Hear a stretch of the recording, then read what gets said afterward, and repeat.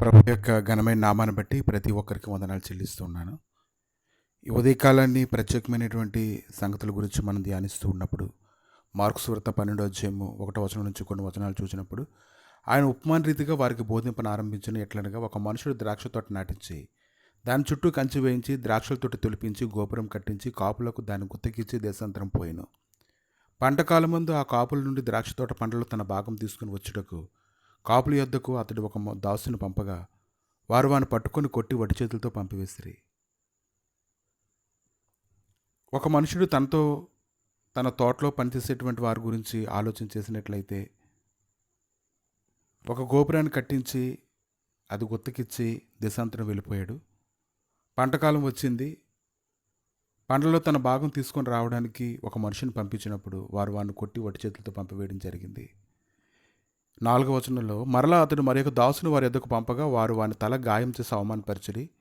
అతడు మరి ఒకరిని పంపగా వారిని చంపిరి. అతడు ఇంకొన్ని అనేకులను పంపగా వారు కొందరిని కొట్టిరి, కొందరిని చంపిరి.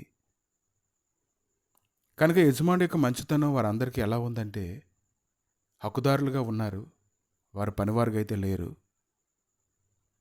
వారు తమంతట తామే దాన్ని ఏలాలని కోరుకుంటూ ఉన్నారు. 6వ వచనం నుంచి ఇంకొన్ని అతని ప్రియకుమారుడు ఒకడు ఉండెను గనుక వారు తన కుమారుని సన్మానించదరనుకుని తుదకు వారి యొద్దకు అతను పంపెను. అయితే ఆ కాపులు ఇతడు వారసుడు, ఇతను చంపుదాం రండి. అప్పుడు శ్వాస మన దగునని తమలో తాము చెప్పుకొని అతనిని పట్టుకొని చంపి ద్రాక్ష తోట వెలుపల పారవేసిరి. కావున ఆ ద్రాక్ష తోట యజమానుడు ఏం చేయను?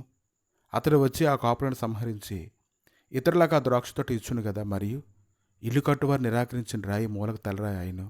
ఇది ప్రభు వల్లనే కలిగను, ఇది మన కళ్ళకు ఆశ్చర్యమని లేఖను మీరు చదవలేదా అని అడుగగా తమ్ముని గురించి ఉపమానం చెప్పినని వారు గ్రహించి ఆయనను పట్టుకుంటకు సమయం చూచుంటారు కానీ జనసమూహంకు భయపడి ఆయన విడిచిపోయారు.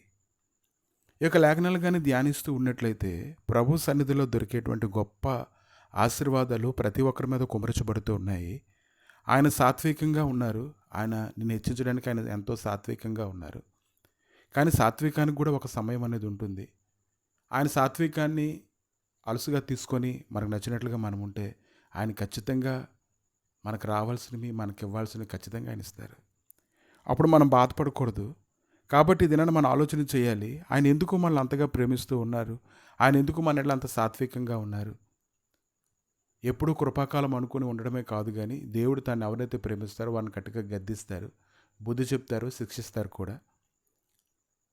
కనుక ఈ దినాన ప్రతి ఒక్కరు కూడా ఆయన మనల్ని ఎంతగానో ప్రేమించి ఆయన నడిపించి శ్రద్ధ తీసుకొని ఆయన ఉపదేశాన్ని మనకు అనుగ్రహిస్తూ ఉన్నప్పుడు దాన్ని బట్టి మనం పరిగెత్తాలి.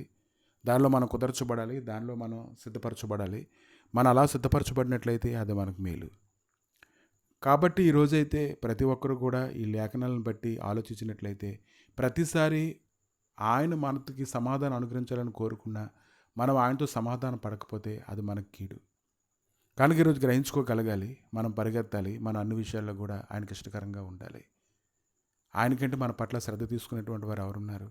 ప్రభువా, మీ దయగలిగే నష్టాలకు తండ్రి ఈ సమయంలో అప్పగించి ప్రార్థన చేసుకుంటుండగా నీ గొప్ప సన్నిధి, సమాధానం, నీ కృపా మహిమ మాత్యం తోడుగా ఉంచి ఏదైనా మీరు మాట్లాడిన మాటలన్నీ మా హృదయంలో నాటబడినట్లుగా సహాయం దయచేసి పట్టుదలతో ప్రభా నీ మాటలను ఆయన గట్టిగా పట్టుకోవడానికి కృప దయచేసి నీ మహిమ సన్నిధిని నీ నడిపించి బలపరచమని, అన్ని విషయములలో ప్రభా నువ్వు గొప్ప కృప కాపుదల భద్రతను అనుగ్రహించి నీ మహిమతో నింపి నడిపించమని, శాశ్వతమైన సన్నిధి మాకు చూపిస్తుండగా ప్రభా ఆ కృపలో తప్పిపోకుండా నీ గొప్ప కాపుదల భద్రతతో నింపమని యేసు నామములో అడిగి వేడుకుంటున్నాము తండ్రి. ఆమేన్.